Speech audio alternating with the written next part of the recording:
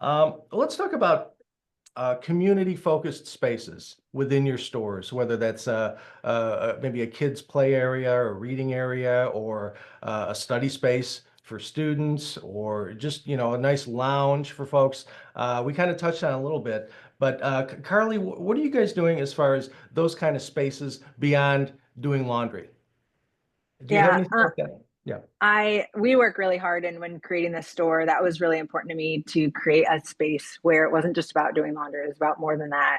Hmm. A space where you can become, elderly people can sit and be comfortable. And we do have Right. stools in that, but there's also nice seating where people can have nice lighting to sit and work, like some they had chatted about earlier. But it's not uncommon for us to see groups of friends come bring out a board game, or I think I mentioned one night we had someone bring a whole charcuterie board.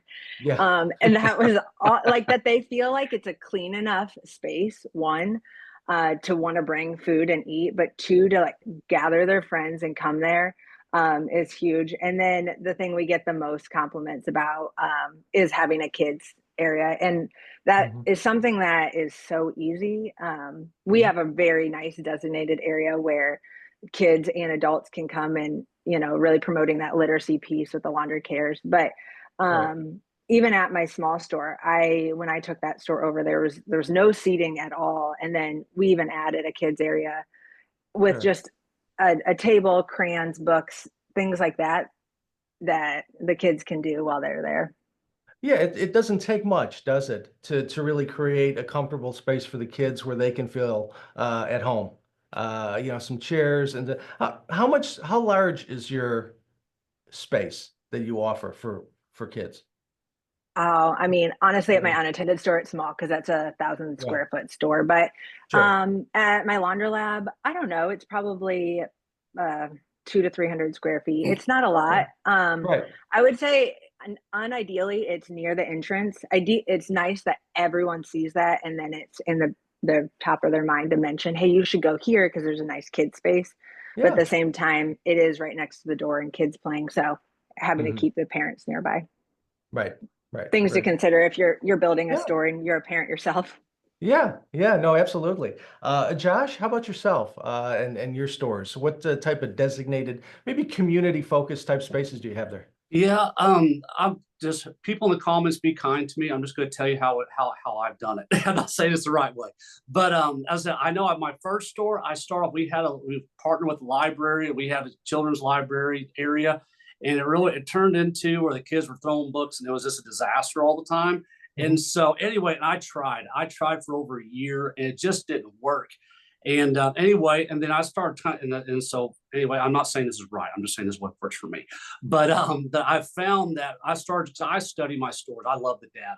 And I found that whenever I added the more places to let the kids hang out and whatever, that they were, instead of being at the store for an hour and 14 minutes, they were staying for an hour and like hour and 58 minutes.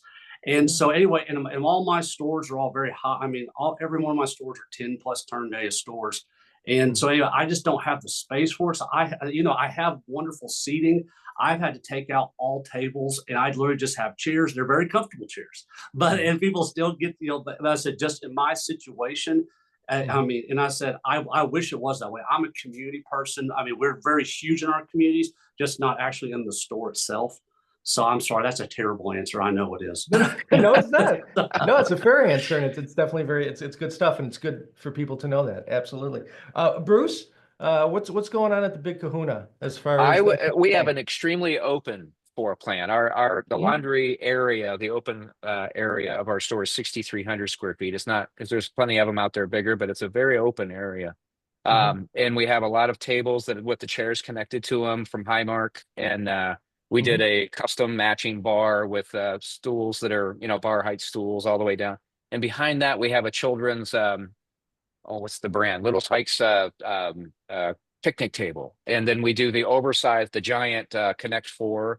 Every once in a while, we'll introduce a different one, but we Mhm. we only have a few things. To Josh's point, I have another store, and we used to have all the books and everything. Oh yeah, they were ripped up and torn and thrown, and we Mhm. struggled with that. And now, admittedly, the store I had trouble in. It's not 100% attended. It's only partially attended. So that probably played into it a fair amount.